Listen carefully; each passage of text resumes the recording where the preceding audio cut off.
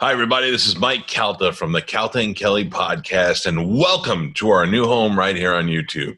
Here you'll be able to see old shows with great guests from Bill Burr to Dennis DeYoung to Sully from Godsmack, and of course, all of today's greatest comedians like Colin Quinn and even Rich Voss. Hey, check us out, but what you need to do is subscribe. Click the button so then you'll know when new episodes are up and when we go live. Thanks for hanging. It's the Calta and Kelly podcast. Almost 1,000 pounds of funny because Bobby is chubby. They're number one best friends, almost 1,000 pounds of funny. They're here to entertain you, not because Bobby needs the money. In this place you'll laugh right down from your belly. So get in here, you half a queer. It's time for Calta and Kelly. That's for you. What's up, everybody? Great episode tonight, Calta and Kelly. We have a very special guest. Recently, his birthday. One of the sweetest mans in the business, one of the funniest guys in the business, one of the, dare I say, cutest guys in the business. Thank you. Sweetest Jim Norton's man. here. The sweetest man. Who you fucking Jim Croce? That's a Jim. I tell you, I've been on a Jim Croce kick lately. Oh, isn't he the best? Oh, I don't know what got into me. All of a sudden, I hit a certain age where all I want to do is listen to mellow, old school 70s music. You know, it's a great Jim Croce song. You Don't Mess Around with Jim is really great. He sang a lot about fucking guys beating the bully. Leroy Brown, Photographs and Memories. He's fucking awesome. But then that really sad operator. Oh. Won't you help? Like, fuck, your girl left you for your best friend, and now you're trying to fucking call an operator, and he's losing his mind. Ray and his big dick. His best old ex-friend Ray and his big dick. Yeah.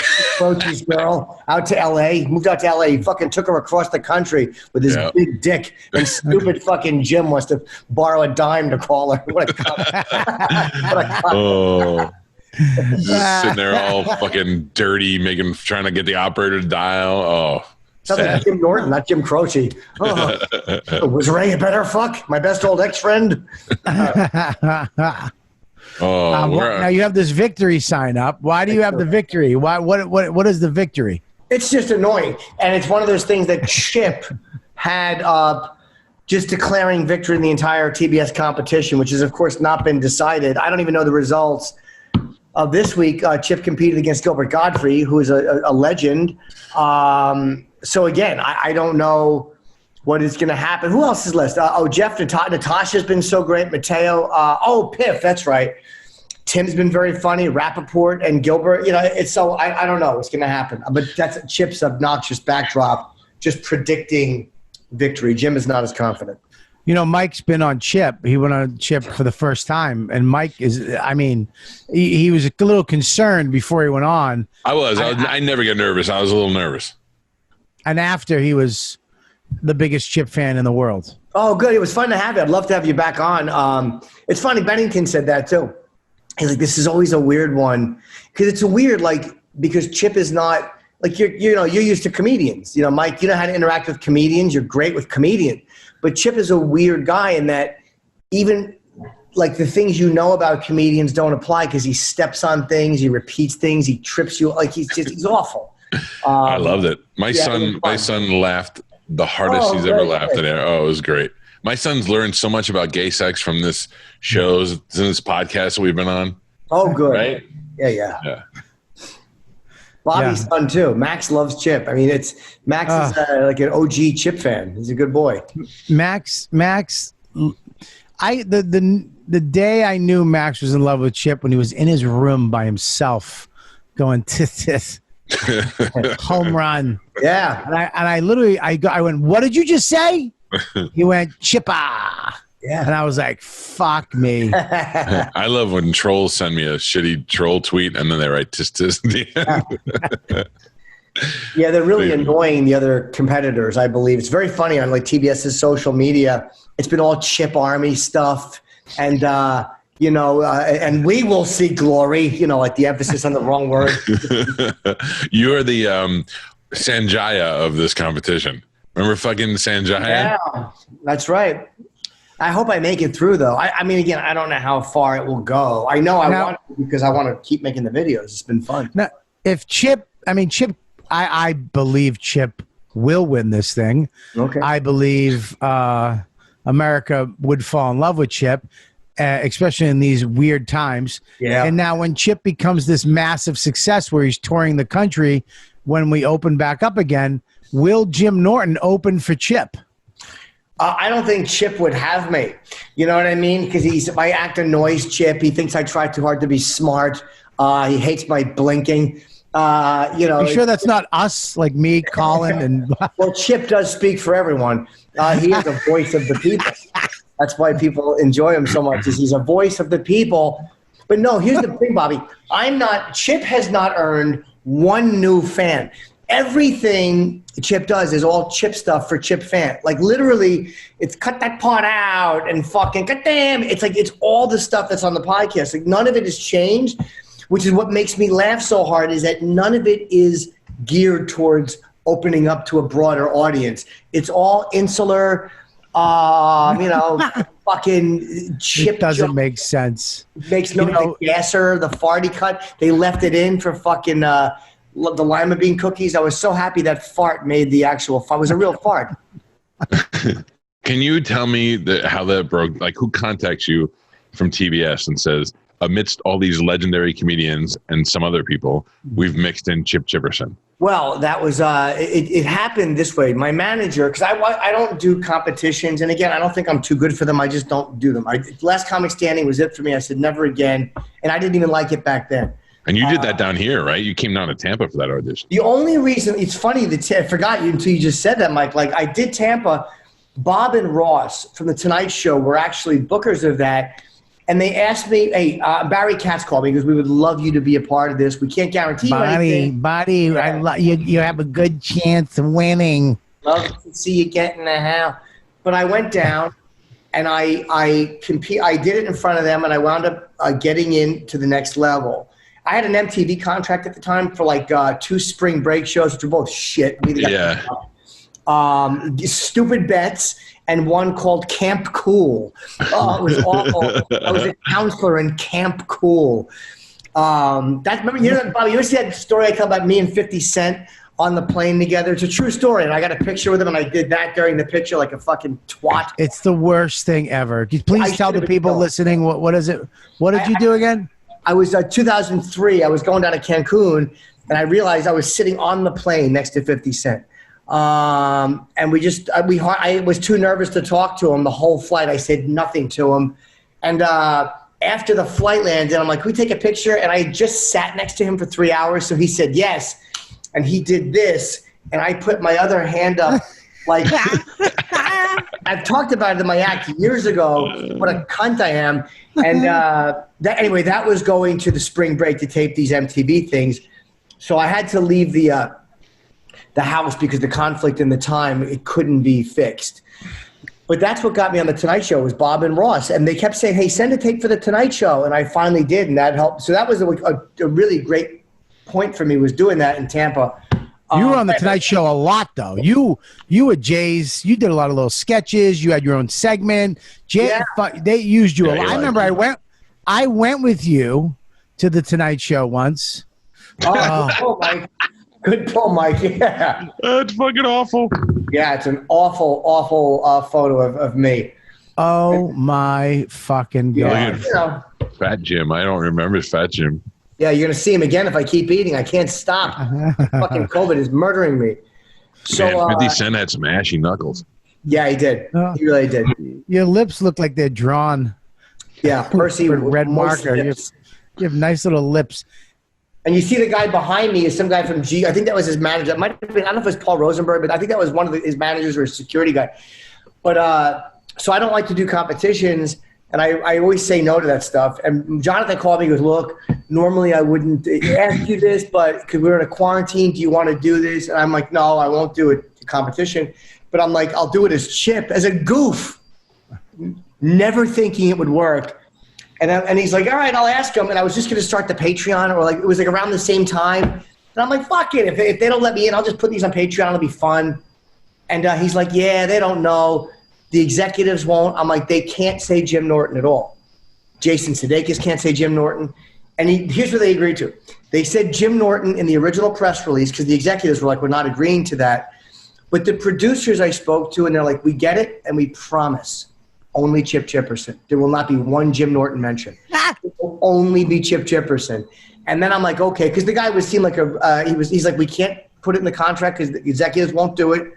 You have to trust me. And I trusted him. And so fucking Chip is the only mention on that show.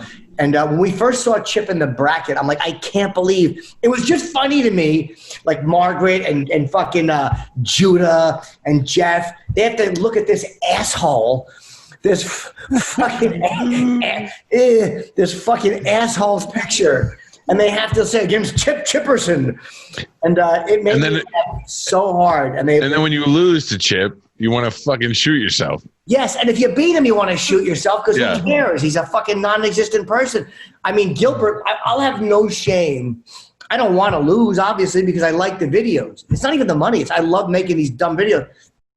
I don't want to lose to Gilbert. Or next to be Rappaport or Tim. I don't want to lose to them guys. I don't want to lose to anybody. But if I lose to Gilbert or Tim Dillon or Michael Rapp, what am I going to do? I mean, they're all established, funny people. So, yeah, but you. I remember when me and Jim lived in the same building for like 5 years. We lived on 43rd between 10th and 11th. 9th and 10th, 10th and 11th. Yeah, right by Edelweiss. Yes, by this. Yeah, the tranny bar. There was the Market Diner on the corner of 11th. Right. Right next to it was a tranny bar. I love that Bobby remembers the diner and you remember the tranny bar. It's really funny, and how we both always we both and to avoid acting addicted, we both acted like we wanted to go to the other place. I remember Jay Moore lived on the corner. Right across from the Edelweiss. Which one did he go to? And Matt Frost lived there, and Dave Attell lived on the other corner.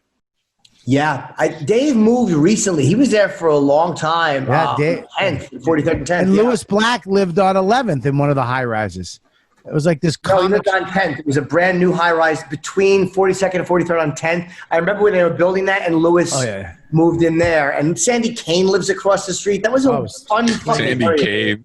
Yeah. That has been the most fun fucking cluster of people.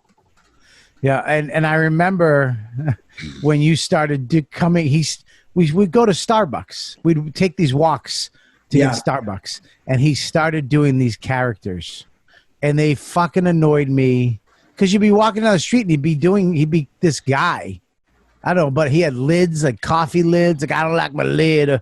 I don't know, something about a coffee lid. Oh, Liddy. Liddy was one of the first ones on Opie and Anthony. He really stunk, Liddy.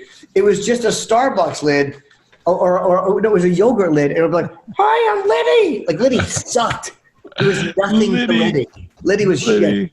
I was doing those before I was doing Roger Davis. I found a picture of myself as Roger Davis. And Roger Davis was way before Chip when I was dating this girl. And I would do Roger and Roger's brother Lester. And Roger idolized his brother Stewie. This is in the 90s. And Lester was Roger's brother who was burned everywhere on his body except below the knees. So Lester would always wear knickers because he was so proud of his calves and unburned lower leg. You understand the depth of the backstory of this? Yep. I remember when you started doing them on Opie and Anthony, they were so fucking annoying. My least favorite character that he does is Edgar. Everyone hates Edgar. is the worst. It's so annoying. It's like hanging out with a sloth. Yeah, it's just fucking annoying, and he touches you with these little. He has baby fingernails. You know, like they're sharp. Yeah. You know what I mean? Oh, be like, ugh. Hello, April Fools. I was seeing a girl, and she would hate when she would be in bed, and this is true. And Edgar would always open her asshole and go and go, hello, into her asshole. She fucking hated Edgar talking into her asshole. What is it like to date you? It's a nightmare, I'm sure. It's an abomination. It's Chip and Edgar and fucking, yeah. So I remember you came down to Tampa one time. This had to be 10 years ago. And somebody called up and said, will Chip be with you this weekend? And I didn't know at that point. And I go, and you were like, oh, it's this character. And you do, and now that's how long. And then remember we went to the Yankee game? Yes, yeah. And Chip was harassing A-Rod. A-Rod, yeah. Oh, that was great. Yeah, so, that was pre-wig Chip, pre-outfit Chip. And I only wore the weird outfits when Bobby and Rob at the time, Bobby's the one who suggested Chip's podcast. And I had animation money from all these fans. And I'm like, I don't own the audio from Sirius. And then Bobby said at the cell, do a 15-minute Chip podcast. And I'm like, fuck, I'll own it. I can animate it. Like all these things. I'm like, this will work. I had no idea that it would turn into what it does.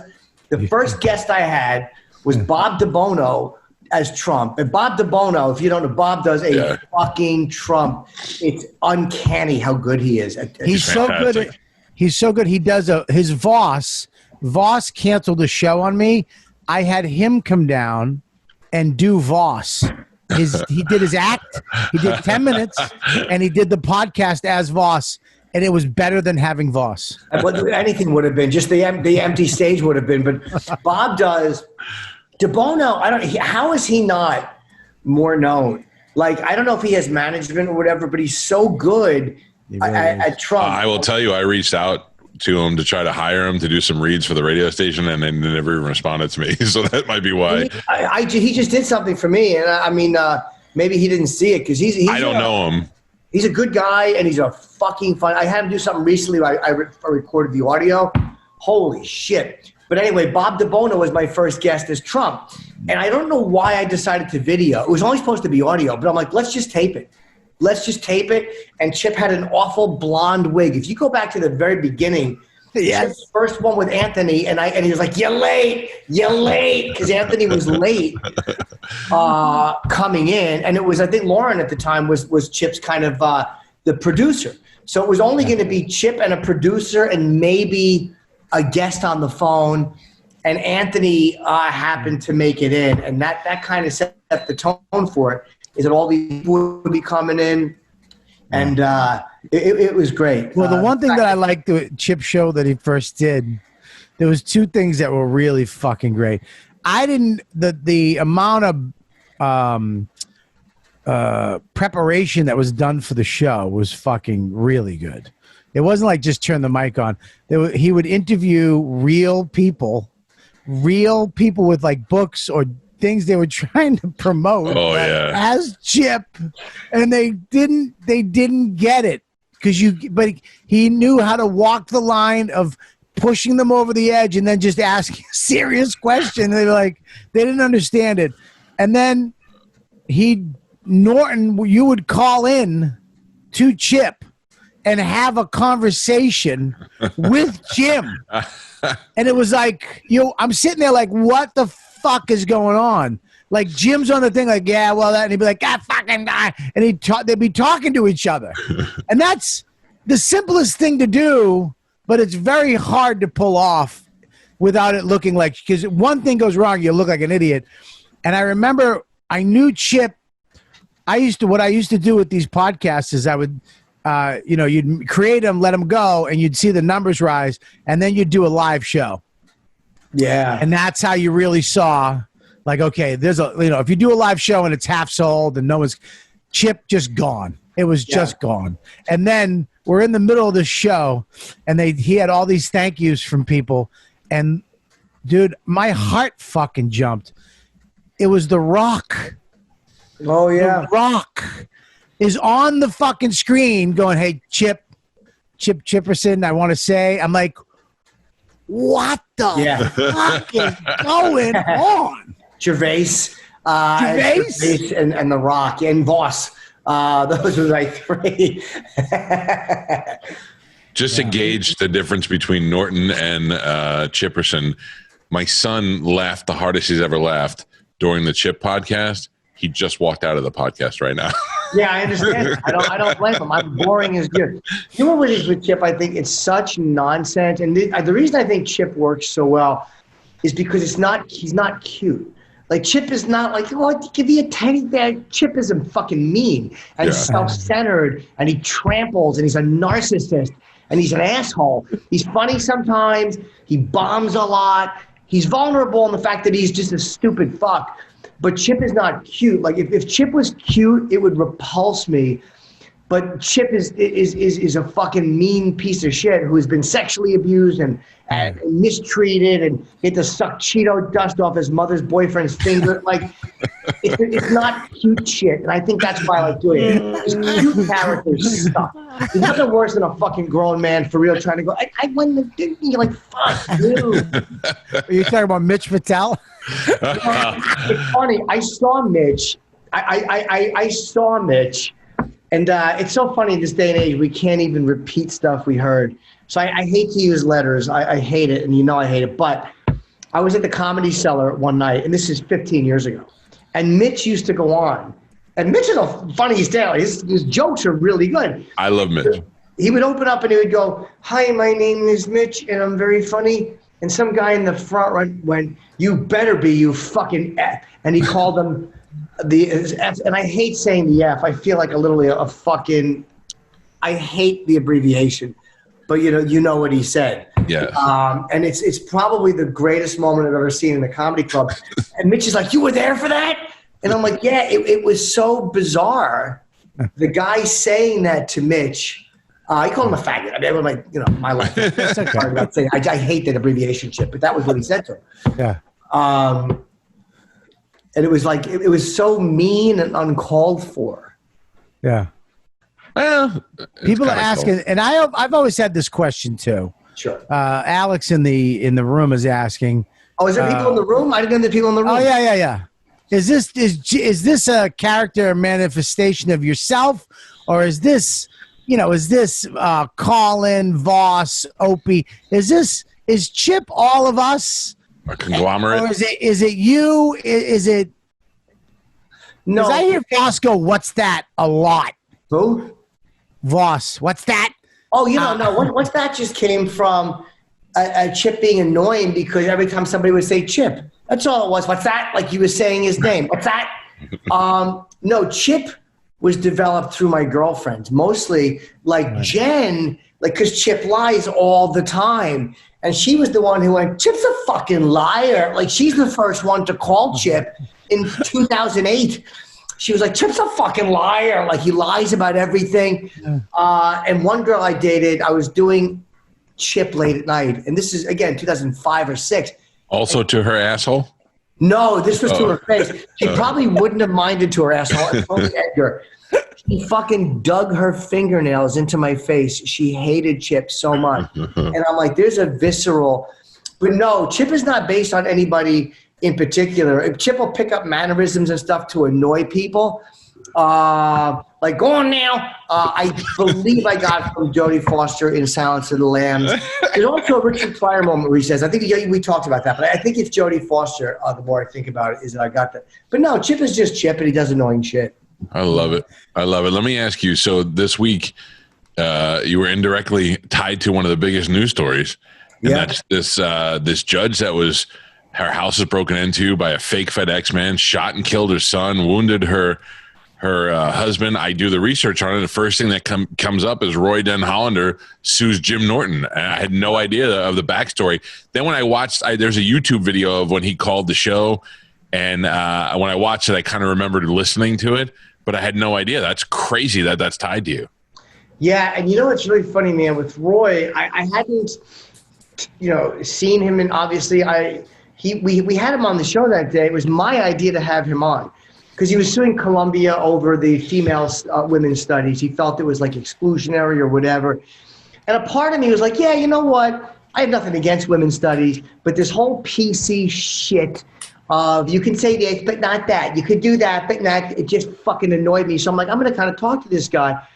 And then we started talking about like African-American studies. And I'm like, yeah, well, that's kind of the same thing. By being named after one thing, it's by nature exclusionary, whatever. And he goes, oh, no, that's fine. And I'm like, what do you mean that's fine? He goes, well, black people have been treated badly. And then all of a sudden I'm defending feminism. I'm like, yeah, well, so are women. And then it became clear to me, I'm like, you sue for ladies' night. Oh, you're just the guy who sues women.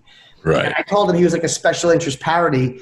And that's not what I was interested in. I wasn't going to support that. It annoyed me. I'm like, what, do you not like girls? Like, you fucking... so we got into it. And honestly, I was more aggressive than he was. I was annoyed and being a dick. He challenged me to a duel in Peru, which was a duel. He challenged me to go down and shoot at each other in a duel. Like a slap each other with a glove and 10 paces? 10 paces a duel. And he said it more than once. And then he had to go because he was getting another call. He called back. We were done with Roy. He called back. Wow. And then he said something about I was a comedian who wasn't funny. So I started doing jokes like knock, knock, because I was telling him he couldn't get. And I was like, who's there? And I actually got Roy to go, who's there? And I'm like, a lawyer nobody wants to fuck. And then I started making fun of him. And why did the chicken cross the road? Because Roy tried to fuck it. And it's funny, that got put in the paper. So I guess he felt like he took hip-hop classes, and we found his MySpace page, and we were ripping on him for being a fucking older white guy taking hip-hop classes, trying to meet young girls. We just shit on him. And we were making fun of him. And then after that, it got very uncomfortable. He tried to come in. He wanted to come in studio. Oof. And I was fine with having him. I'm like, let's have him come in. And the bosses said no. They're like, we don't know if he's mad. We're not letting him come back in. And I'm like, all right. A month later, I get the lawsuit. And I found out about being sued when I walked into Opie and Anthony. They knew before I knew. So they were talking about it on the air. And then I saw the complaint. He amended his complaint to include what they said on the air. They're suing me for $500,000 for defamation, for intentional infliction of emotional distress, blah, blah, blah. So it's going on, and it's getting expensive. And he kept amending after. Now, let me ask you, you're not paying for this, right? Well, we didn't know. There was insurance, but I didn't know if I'd be covered. But so in your interview when you were first interviewing him, he was explaining exactly the horse shit that he does. Yeah. He goes, you file the claim, then you have to do this, and then they set it back, and then this is what he does for a living. Yeah. Is just sue people. And because when you're a lawyer, right, it's easy to do the file of complaints because you do it all yourself. You don't have to pay somebody else to do it. Exactly. And then most people will settle. And even if you pick up 10 grand here and there, most people will settle to get out of it because it's cheaper. Yes. And so what happened, that's exactly it, Mike. And it was fucking getting expensive. I think I'm the one who brought that up. Mike just finished it. You're right. Well, you're absolutely right. I couldn't have said it without you, Bob. I meant Mushy Mike. It was, he fucking, I get a bill 1 January, like we started in October, for $41,000 from my lawyer. This is how crazy. One of the fans, and I've seen the fan emails because he had to file it. One of them said, put a shotgun in your mouth, cunt. Yeah, this is 2008. Oh, the pest. Yeah, the fans were. And one of them, I guess, sent him a envelope with white powder or something. There's something happened, or he claimed it happened. And when I heard that, I'm like, look, dude, we do a radio show.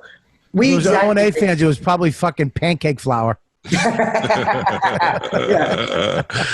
So I'm like, these type of radio shows, we exaggerate on the air. It's what we do. Like, you never want to say that because you always like it to seem as crazy as it is. But half the things, we say crazy shit, but there are things that are nowhere near as crazy as we painted them. Like, we're not fucking crazy people. I would never encourage a person to fucking send white powder to a person pretending it's answer. I just wouldn't ever. So I wanted to tell him this. Like, I'm assuming this guy, I'm like, this is fucking crazy. So I asked to meet with him, and he agreed. So he shows up to my lawyer's office with some other guy in a yellow pad.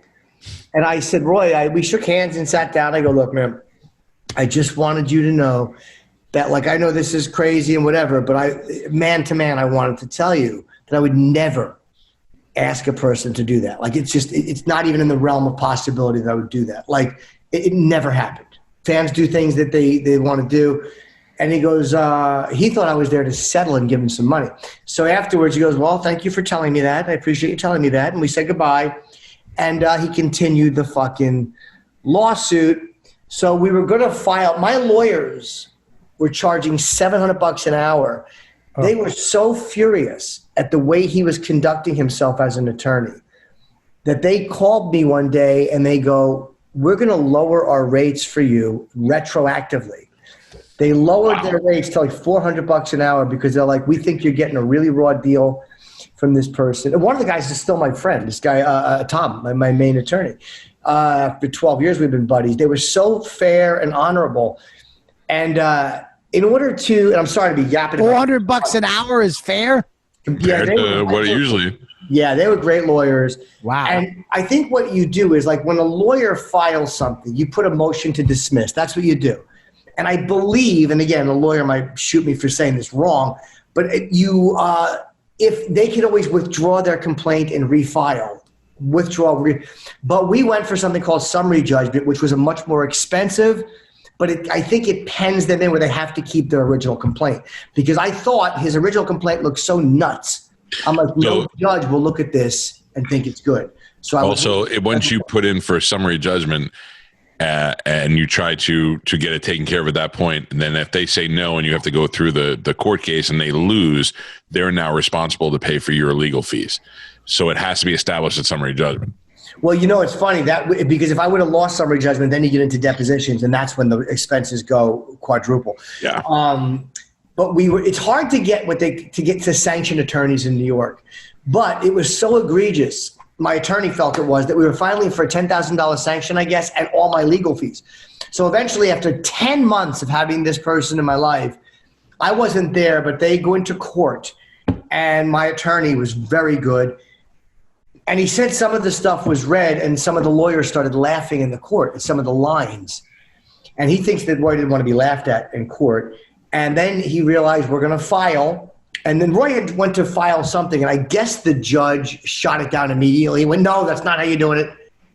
And Roy even said that in an interview with the paper. He goes, yeah, the judge was not being very sympathetic. And then he found out that we were going to ask for $140,000 in legal fees. That's what my legal fees were. $140,000. So I think then he went. Tom told me that he just went, okay, we can settle this matter. And he went in the back, and they talked, and they signed. We forgave each other, I guess. I signed a paper saying, I forgive you, you forgive. No one paid anybody's legal bills, and there was insurance, luckily, that covered it. Thank God, and it made me get better. Through Sirius? No, but I was under a contract. It's an old It was a fucking pain in the ass, and the lawyer had to work through it for me. But the company didn't have to pay, and I didn't have to pay, and it got taken care of. It might have been. It wasn't because I wasn't technically under contract with Sirius at that time. So when I used to say to people, and I know this sounds like I'm just trying to marry myself to the tragedy, but I mean, I'm being very. And I said this to anybody who would listen. This guy wants to kill me, and but he's not going to do that. So this is his way. Because it felt to me like he was so vindictive, like the way he was filing, the interrogatories he was sending, the questions. I'm like, this guy is trying to ruin my life. I humiliated him, and he wants to kill me, and he can't, so he's doing this. And you could always tell there was something there. And I know it's easy to say in hindsight, but I said this at the time, and I didn't talk about him on the air. I was allowed to, but I just didn't want to give him fodder to go, oh, his fans are now again because he mentioned me. Mm-hmm. So I didn't. And Hidden Lake, it's funny, Hidden Lake Drive, I spent a lot of time there. That's my hometown, North Brunswick. And I had a lot of friends on Hidden Lake Drive. I spent a lot of time there as a kid. So, I mean, that's no tie-in other than the fact that it's just my town. So you really thought he would have killed you, like violently? I said it at the time. And again, Gavin DeBecker wrote a book called The Gift of Fear. And it talks about violence always being predictable. And again, I'm not saying I saw Roy doing this, but I think it was something about the duel. When he said that's such a weird, specific thing to challenge somebody to a gunfight. Someone dies. It was a weird thing. Is it legal to duel somebody down there? Go down to Peru. Yeah, I guess so. So if I wanted to fucking duel somebody, if I didn't like somebody, I could challenge them to a duel, go to Peru, and we can fucking shoot each other like French fucking side queers in the 1700s. Yeah. Wow. Can you fight to the death, or is it just dueling? I don't know, actually. I only know, it's probably getting all my information from Roy. I don't know. My travel information is from fucking Roy Hollander. I don't know. Was there any party that was like, let's do it? No. I mean, anybody who will say that, and again, I understand that people do weird shit when they're humiliated. Like, again, that Gavin DeBecker book, I can't recommend high enough because he talks about you always want to get, like, he told a story in the book about a guy, he was a TV weatherman or something. And this one guy was writing in, hassling him about something, the guy was a fan, but obsessed and crazy. And he wouldn't stop. The weatherman wanted him to stop. So the weatherman, and again, I'm paraphrasing this, called the police and had a restraining order put against the guy. He kept going. So then all of a sudden, the weatherman called the police again. They went to the guy's house and arrested him in front of his family. Humiliated him. And the guy eventually went and killed this news guy.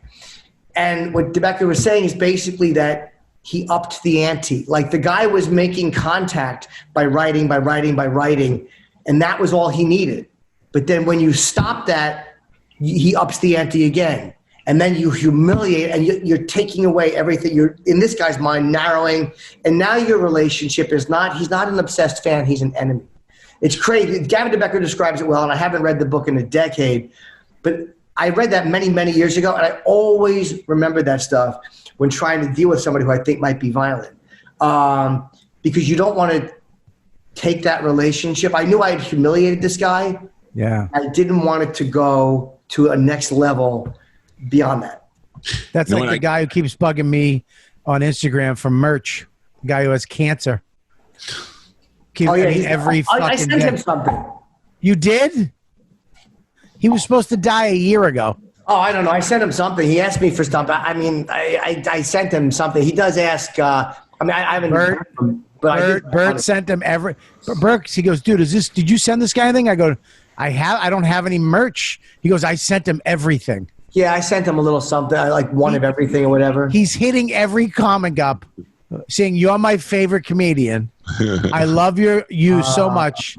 And can you please send me some merch? And he is relentless. Yeah. I hope he's not really dying. Yeah, I mean, you don't want to root for someone. I'd rather have him be lying than dead of cancer. But I don't know. I don't think I've who knows? I never checked. I don't get a lot of angry anymore, angry listeners, but I do get listeners seem to think that I'm more of their friend than I am. Yeah. And I got a lady one time, and my wife's a mental health counselor, and I came home and got an email from her on Facebook, and she said, hey, long story short, she was like, I'm hearing voices in my walls, and they're telling me I should kill my children. And the only thing I could think of was to contact you. And I'm like, what the fuck am I supposed to do now? Yeah. So I went inside and woke my wife up, and I was like, what do I fucking do? She goes, you got to call 911. I go, I don't even know. And she goes, I go, yeah, if she kills these kids because I didn't do something, I'm going to feel awful. And they did, and they called me back. They said, do you want to update? I go, yeah, I do.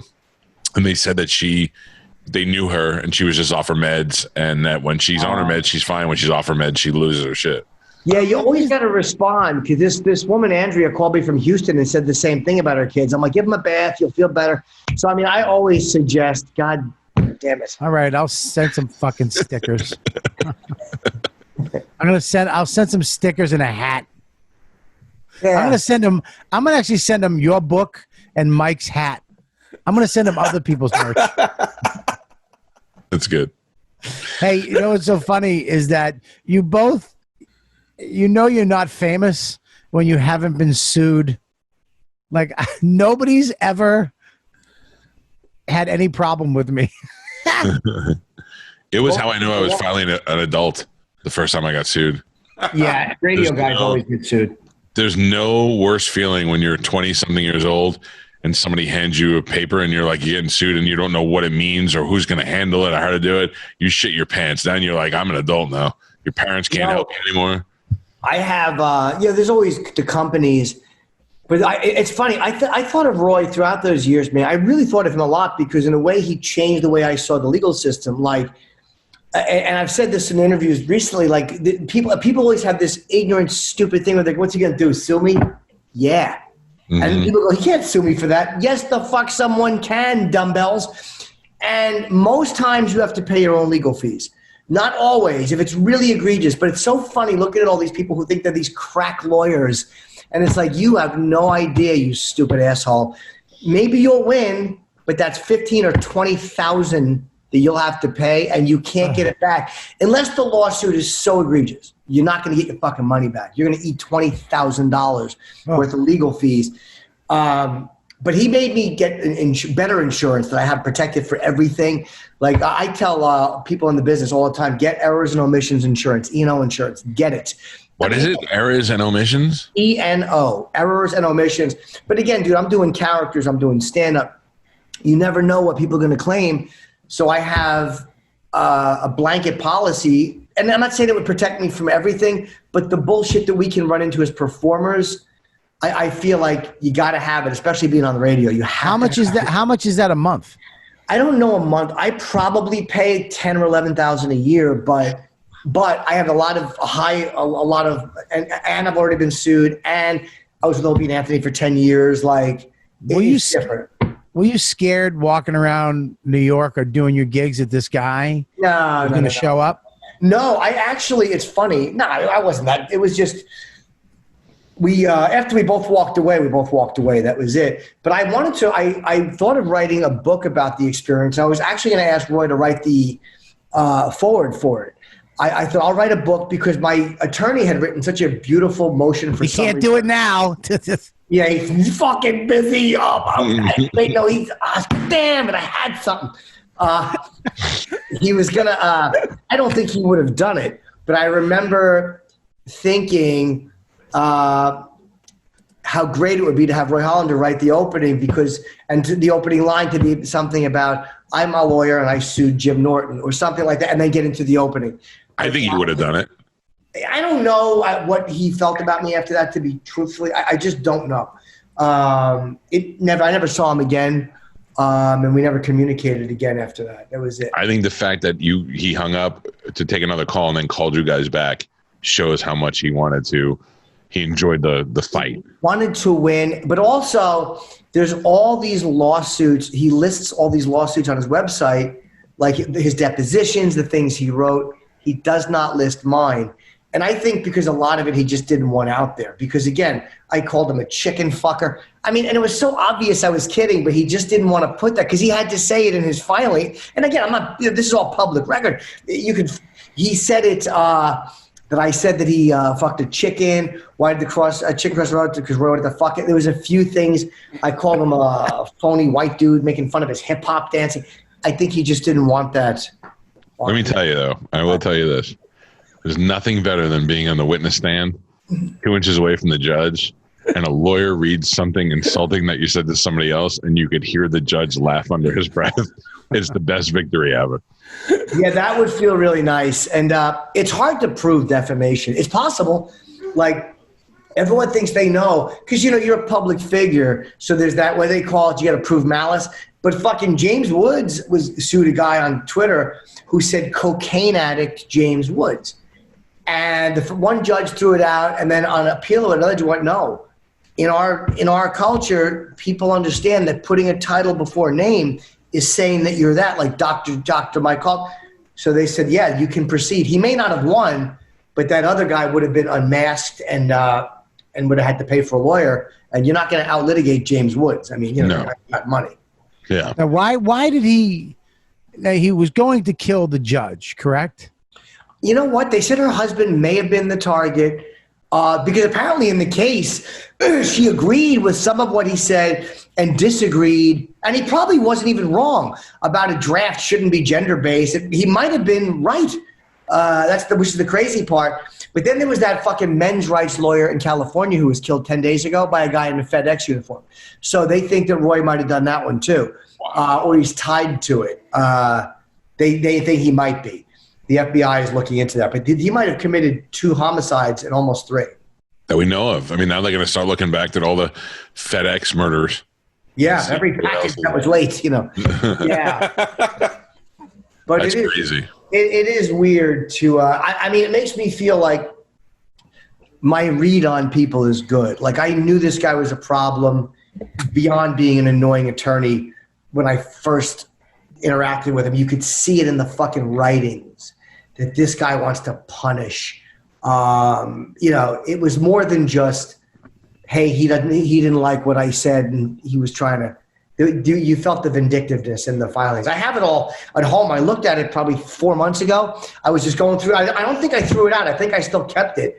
But I was just reading through this original filing he sent. I'm like, it was just nutty. I can't really talk about it, but I was involved in a really high profile suit recently, and I didn't understand. I'm like, it's right here in black and white. There's no way that what they're saying is true. And there's no way of getting out of that other than to go through the process. Yeah. It's an expensive fucking process. It's good like James Woods, when you have the money to be able to fuck with people like that. You want to fuck with me? All right. Now we're playing. But when you're the little guy in that case, that's fucked up, man. It shows you how the rich people become so powerful. It's scary. Yeah. And it's really weird too. Like, I didn't talk about it. I was allowed to, but I didn't want to give him any reason to go, hey, now he's making his fans, but after I think, you murder a 20-year-old, I don't think the defamation case. Apparently I'm getting sued from one of the ladybugs in the chat right now. Where's the chat? How come I can't see anybody? Nah, it's in the Patreon. We bring out the okay. But we apparently he bought my pool that I the Intex pool that I got. Yeah. He bought the pool, and the ladder broke, and he fucking he tore his nutsack. Oh my God. So I'm getting sued. I apologize. I forgot to tell you that I replaced the ladder with a better ladder. You said that several times. Well, Jim, when the summer was just canceled, Dawn made me go up to Job Lots in Poughkeepsie and buy this 48-inch, 15-round pool. Yeah. And I had to. It's great for us, but the ladder, like me, I'm 3 fucking bills. Getting up on this ladder. Max and Dawn would be sitting there like, and I'd get in the pool. They'd be like, yay. Yeah. And then we'd swim for a couple hours, and then me getting out of the pool was, it was an elephant on a fucking beach ball. Like on the 40s when that horse used to dive. Yes. So I wound up buying the ladder I got was more expensive than the pool I bought. That's because the ladder is terrible. But this poor guy bought the pool and used the ladder. Fucking, I feel so bad. I'm sorry. Well, Did you fall off the ladder at one point? What's that? You fell off the ladder at one point? Oh, when I was putting the new ladder together, I put it together and I didn't have everything right, and I went to the top rung, and I just heard Frank, and I went down like Three Stooges. Popped off the ladder, and then the thing exploded and fell on my face. So, yeah. I was just in the back. I was in the backyard going, ah! And nobody heard me. Max and Dawn were having PBJs inside. It was just me on the floor going, ah! Dawn heard you, and she was like, maybe this is it. All the neighbors are picking up shattered plates off the floor. Somebody was asking... Alex was asking, what was the funniest time at the table? We've had some funny times at the table, but there was one show on Opie and Anthony. I think it was Patrice, Voss, me, you, Anthony, Opie. I think we called it the Spinning Wheel of Death show, where it just went from one of us, all of us would attack one person, and then it would just switch, and we just go to you, and then we went to fucking me, and then it went to Voss, and then I remember the one where we attacked Opie. We were like Opie when we pretended he was in a wheelchair, and he'd still come in and go, hey, with the and he would, Opie would just come in and be talking out of a straw or something like out of his neck, going, hey, welcome to the and it was the most vicious show. It was so mean and so vicious because when we do the Opie and Anthony show, we talk Yeah. and have fun. But then we'd start attacking, but then we'd go off that and do something else. This show was the whole show was just us assassinating each other. Vicious. Just putting Was I in groups. that one? Yeah, you were there. Okay. Oh yes, I remember talking about. I mean, it was ruthless. It was. I remember going home that day and feeling sad. Like I didn't feel right. Like I was like, I don't feel good at what I said. I feel like, I mean, it was so bad. So bad. Spinning, I think it was, they named it. You guys named it. It was vicious. I have to go because I have to film and I'm going to shit my pants. I have to shit horribly right now. I'm going to shit. What are you filming? Please. Just the stuff for TBS. I'm doing, and I'm on it's due by tomorrow, end of day. Who's on the show tomorrow? You know, we had Mateo today. I don't know who we have tomorrow. I probably should know. We did my birthday. Oh yeah, Bobby was on my birthday show. Yeah, that was a fun one. That was a great one. Fucking amazing show. You want that cologne? I would love it. Yeah, I still got it. It's in the closet. All right. Perfect. I'll bump into it in there. Sunday we're having a barbecue. Okay. Keith, Rachel, a couple people are coming up, so why don't you come up? I would love to. All right, Thank you, buddy. I love coming on. I just got to film it. I'm literally going to shit my pants. All right, we'll talk to you later. I love you, buddy. It's a fun show, man. You guys do a really great show. I really enjoyed this. Oh, good, man. I'm glad you're not dead. I'm glad that guy killed himself, so you don't have to worry about it. Yeah, me too. And, hello to everybody on the Patreon room, and I'll see you guys soon. Vote for Chip. Yeah, please. Yeah. I'll see you later, buddy. Bye. See you, bud. That was fun. That was awesome. I love Norton. He is a sweet guy. He really is. He's Wanna know a my fucking First experience with him. Yeah. So I'm in. Real long story short. I know I'm getting fired from CBS in early 2000s. I know the station's flipping to Spanish the following week, but they will keep denying it. I know I'm getting fired, so I do everything I can to get fired early. And one of the things I did was call Opie and Anthony live on the air because they had just left CBS and it was a nightmare. And so I'm on their show for an hour, live on their show and live on my show, and talking about how much we hate CBS. So then, like a week later, I'm in New York and I'm eating at Planet Hollywood with my wife, and I look down and it says that Jim Norton's going to be at the Comedy Cellar. So we leave the restaurant, race over there. And I mean, I just talked to Jimmy. They talked about me on the air for like a week after that. I'm like, I'm going to go meet him. In my mind, I was going to go meet him, and he was going to be like, oh, I didn't know you were in New York. You should come be Opie, Anthony, and Cowhead. It'd be the greatest thing ever.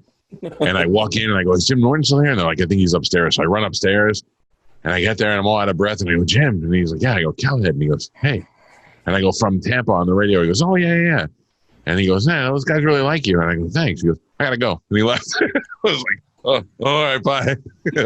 Broke my heart. Well, dude, it's just Jim. No, he didn't do anything wrong. It's just I don't know what I expected was going to happen. You know what? It's funny because he had I remember Colin had we were telling these stories on his birthday show. Colin was telling the story that he went to Iraq in 2003 with Norton for 2 weeks in the war zone. They get back. They're at the airport. They just spent this. I mean, imagine that. Imagine going to perform for the troops during a war. That's some Bob Hope shit. Right. It was dangerous. It was war, yeah. I mean, it was fucking dangerous. They went to, because I did it like 6 months later with Colin. It was not a fucking, it was scary as shit. And they get back to the airport and Jim doesn't even say goodbye. His car shows up. He just leaves because he had a prostitute waiting for him. They're like, it's just Jim. I tell you, man, we were coming back. Priorities. We were coming back from a gig up in SUNY Delhi. I had done this gig so many times and I fucking murdered. So I go up there. It was like half black, half white school, right? And the black kids would come in and they'd sit right up front. And if you weren't funny, they were fucking, you were gay. It was like doing, at the Apollo. You were done. Corey Ellie fucking bombed. I did it with Corey Elliott once, and he was on stage. Around 50 kids walk out. Like, this guy's corny as shit. And they go, who are you? I'm like, I'm one of the comics. Like, we'll go back in and check you out. I was like, no. You guys can go. And they were like, nah. But I've done good. Jim Norton comes up. He's headlining. I'm middling. I got no worries. I walk up. I say something stupid to this girl in the front row about her hair. Fucking south, dude. I'm bombing. I am fucking literally skimming the treetops with my plane, about to just explode. I get one joke out. I fucking pull up. Good night. I walk off. Jim goes up. Murders. They love him. He fucking kills. Bang, bang, bang, bang. 45 minutes of fucking killer. We're driving home. Nothing worse as a comic than being in a car after you bombed with somebody who killed. Because their energy's like fucking woo! Right. And you're just like fucked. And I'm like, dude, I'm hungry. Can we please stop? Dude, I got to get home. Dude, I'm hungry, please. Can we stop for some? We haven't eaten since. Dude, I got to get back. We're driving, middle of the fucking woods. All of a sudden, we're on the highway, adult bookstore. This guy fucking locks the brakes up, cuts across the highway to go jerk off in a pee booth. I'm like, you won't stop at a Mickey D's, but you'll stop to crank one out? So I had to go in this stupid bookstore while he's in a booth. There's a fucking old dude knocking on the door the whole time he's in there. Is there a girl in there? Going, no, just him jerking off and some guy trying to suck him off. And he was like, I'm in here. I'm busy. He was just going in the booth to jerk off? That's it. Yep. Oh. Wouldn't get food for his friend, but he'll fucking dump some protein on the floor in some shitty bookstore in the middle of nowhere. Anywho, well, I'm glad he didn't get killed. That would suck. I mean, would have made him an instant legend. You think? Yeah, I mean, I wouldn't choose it, but... Now, I think Calta and Kelly would have swooped in on fucking Sirius in the morning. Oh, I still think we'd be better doing that. Just saying. Yeah. Well, why wouldn't we do afternoons? What's that? If Norton and Sam could do mornings there, what's on in the afternoons? Ron Bennington. Oh, is he middays? I thought you got Covino and Rich. Well, that's garbage. I don't know. Are they garbage? They're nice guys, and they do an okay kind of bro show, but you can put that on some other channel. I guess. Okay, tell me more. I'm programming the station. You don't have to be involved in it. They got I thought Bennington was middays. He's at 4. He's what is he? What is he? Mush? What is Bennington? 2 to 6 or something like that, right? 2 to 6. What about the gay Australian? Who's that? Jason. 2 to 5. That's it. That's right. He's on after Covino and Rich. Jason Ellis. Yeah. Yeah, Bennington is 2 to 5. Yes. That's right. So I mean, they're fucking full. All right, we'll do 5. We'll do 5 to 8. 5 to 8. That'll incorporate this show. Okay, I'm in. And we'll do 5 to 8. And I'll do it. I'll commit to it. 5 to 8. Okay. All right, get it done. 5 to 8. I'm done. All right, get it done. I'm in. Now, is everybody into that? Everybody's cool with that, right? Listen, we do 5 to 8. That's 3 hours. We can do 3 hours with our eyes closed. We just did an hour with Norton with zero fucking preparation, and it was awesome, and it was flawless. We'd kill 5 to 8. Now, I'm going to start a movement for that. Okay. I already have a morning show, so I can't do mornings. Yeah, you have not just a morning show. I mean, I don't like to brag. It's pretty popular. All right, dude, this is the ladder you should get, by the way. It's $130. Please get this ladder, and then put PVC piping a half-inch inside of all these slots, fill it with sand, and then you'll be able to climb into your pool without dying. Fill it with sand. That's what I had to do, dude. Hilarious. Let me ask you a question. Why don't you just go over the side like a hockey fucking change? Like you're changing shifts. About this? It's remedial, but I like it. Whoa! Remedial. Yeah, it's not bad. It's the first draft. What do you got? Who made that? What? I don't like your tone. You're. I didn't say it was bad. I said it was. Buddy, I can tell when your eyes light up and you get that little smirk.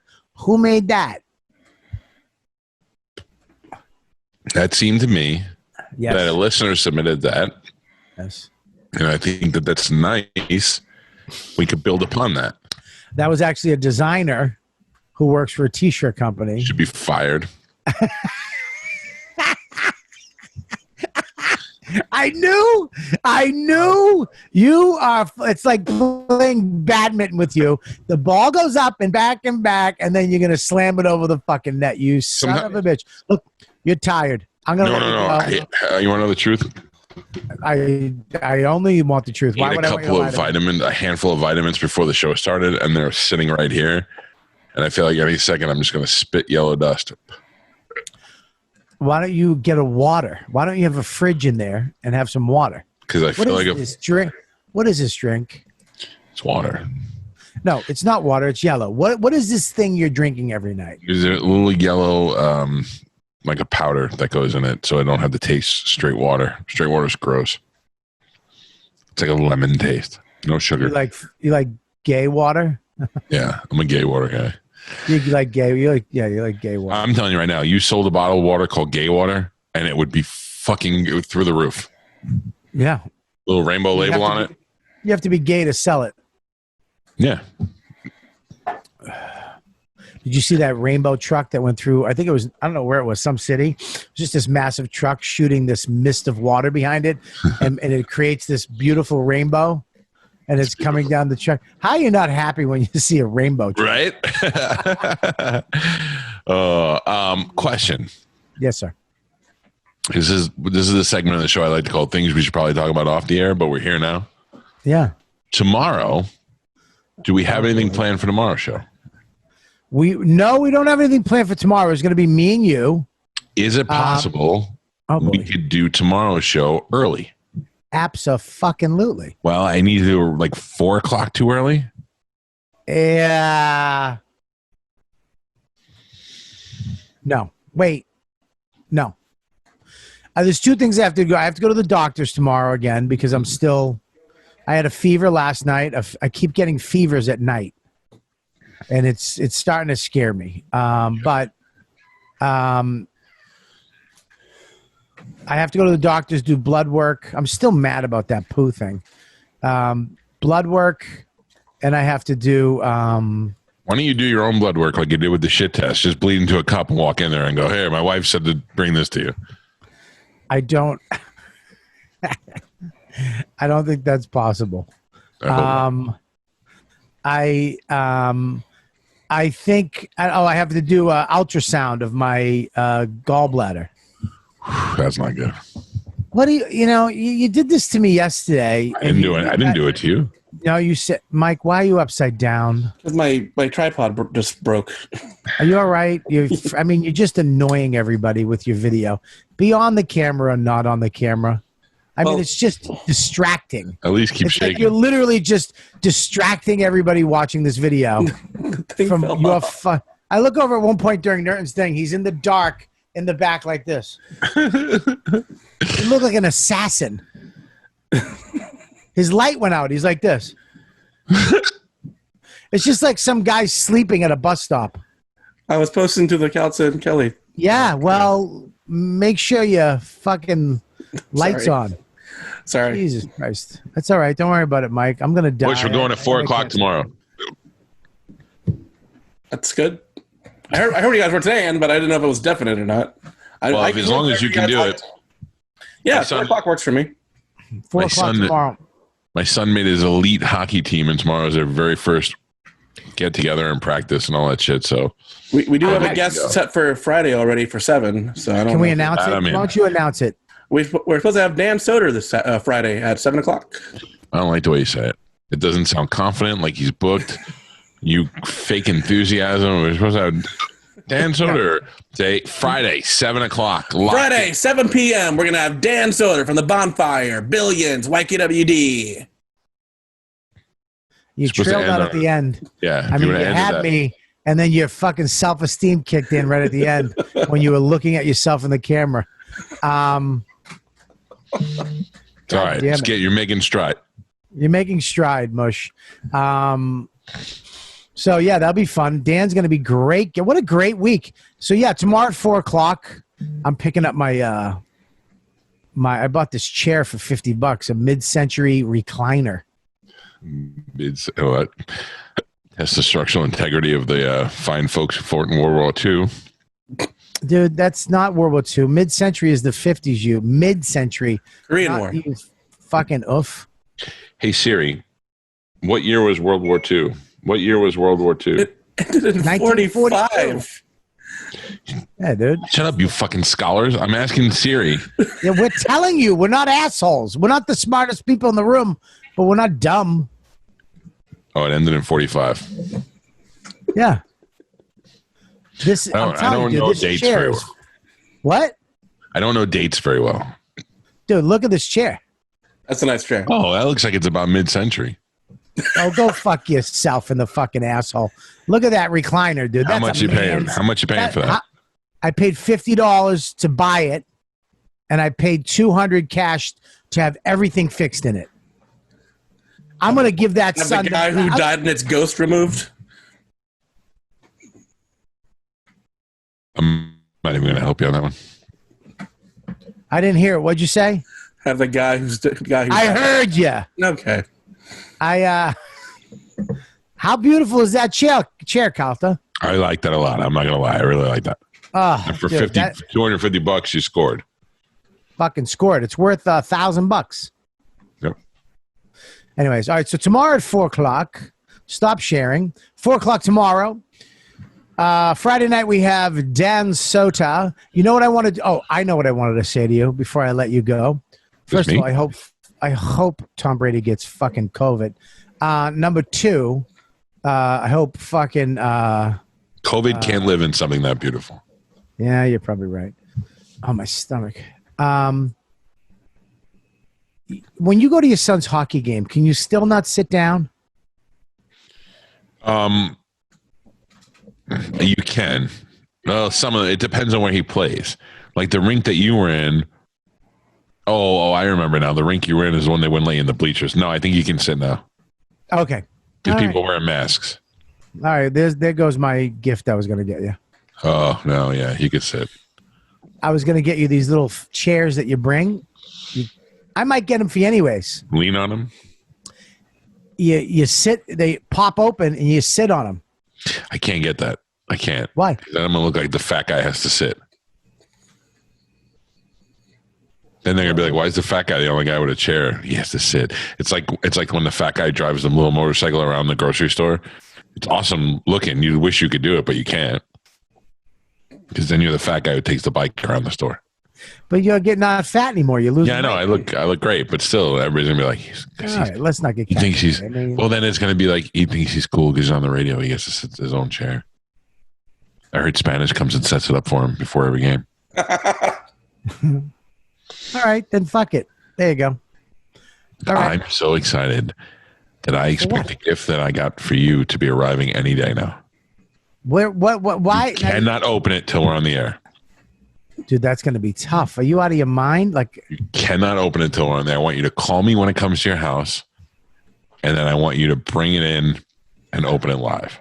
Do you know where it is right now? Like, no, I got an email yesterday that said your gift is shipped. It said, "Good news, Robert. Your gift is on the way." Okay, from Amazon. No, this is something I had custom made for you. Custom. That's why it took so long. I hope it's a fuck doll. I hope it's like a fuck robot doll. I can just leave in the shed. It's something nice your kids will enjoy. It's for you, though. It's for you. Again, I hope it's a fuck robot doll that me and Max can enjoy for years. It's something even Dawn will like. I hope it's a fuck robot doll that she can bang. You know, I looked at Dawn. I came back from camping. She had a bruise on her hip. From Larry. I immediately, Calta, I went, oh, she just got banged out. She just, that's a thumbprint. If banged out. If you bring her on the air and let her sit where you're sitting and give me 5 minutes with her, I'll have her confessing to fucking Larry. Put those thin fingers down, first of all. It's not happening. I'm not letting you do your fucking mystery. You don't want to know? You don't want to know? No, I don't, but I don't care. This is my point is, before you took over and started, trying to hypnotize my wife with your beautiful voice and your fucking your charm. Yes. My point is this, is that I was like, oh, my brain was, oh, she got banged out. Somebody banged her out. And I was like, you know what? I don't care. I could give, like, if I came back from camping and I was like, if she was like, look, I got banged out by the dude, blah, blah, blah, him, blah, blah. And I'd be like, you know what? Do your thing. I'm going to get my dick sucked and I'm going to get hand jobs at the massage parlor. It's over. It's over. It's done. I'm going to randomly get head and bang on the road once in a while. I'm going to get a bunch of nudie pics and some videos. You do whatever you got to do. I'll take Max away for whatever days you need. And I don't want to know who the guy is. Just make sure his jizz isn't on my pillow. What if you see the guy and he's really good looking? Doesn't matter. You let me finish. He's a really good looking black guy. It doesn't. First of all black lives matter. Huge cock. Okay? Black lives matter. Doesn't matter. All black lives. I know, but it makes you feel more insecure about your penis. I'm done banging my wife. Listen, I love Larry her. Fitzgerald. I love her so much, but I think we're done banging. Can I bang her? I'd let Mush bang her before you. Why? Oh, you don't love her then? I just don't want to fucking see you moping around my house with slippers on. I won't do it here. I'll take her to a nice place. No, you can't bang her. Can I bang your wife? Well, I'm not at the level you are where I'm done banging. So what does that mean? I still make sweet love to my wife. I still find her attractive. I still do dirty shit to her that I wouldn't do to anybody else. I try to lick her butt. First of all, you don't make love to your wife. She gets on top of you. Oh, no. All right? You're not doing anything. You're so wrong. What do? You do doggy style. What's that? What is this? You jerk guys off? Two guys off while she comes? That's what she's into. What is that? I plant these elbows down and I go to town. Planks. Oh, you eat her out? No. Oh. This is the view. What are you scaring her pussy with your face? No, her pussy's down there. The pussy's back there? That's how he bangs her. So you have a dildo in her ass? Oh, you're being her? Are you being her? I'm fucking her from the top. So why are you doing this like thing with your head? I'm moving forward. But do you put your head down like a bull, like that? Well, I don't want to hit her head with my head. It'll cause a cosmic hole in time. So you get on top. You get on top of your wife. Yeah. Is there like any type my of wife doesn't holding you up on the sides? These fucking meaty elbow. corners. So elbow on the bed. Well, then I put him down. Then I lock the forearms down. All right. So you put him down, lock him. So bang, bang, and then you pump. So you're doing a plank, so you don't kill your wife. Yes. Oh, that's great. Well, maybe I might stop fucking banging my wife like that because I could count it as a workout. Happens. All right. See you guys tomorrow at 4:00. Love you, buddy. Talk to you tomorrow. Bye, pal. See you guys. Mush, what do you got? Follow us at Calta and Kelly on Twitter, Instagram, and Facebook. Follow me at Mike V. Suarez. Tell your friends. Thank you, everybody. Tell your enemies. See you tomorrow at 4. Okay, everybody? Have a great night. All right. Their number one best friend. of funny. They're here to entertain you, not because Bobby needs the money. In this place you'll laugh right down from your belly. So get in here, you half a queer. It's time for Calta and Kelly. Most child molesters love them.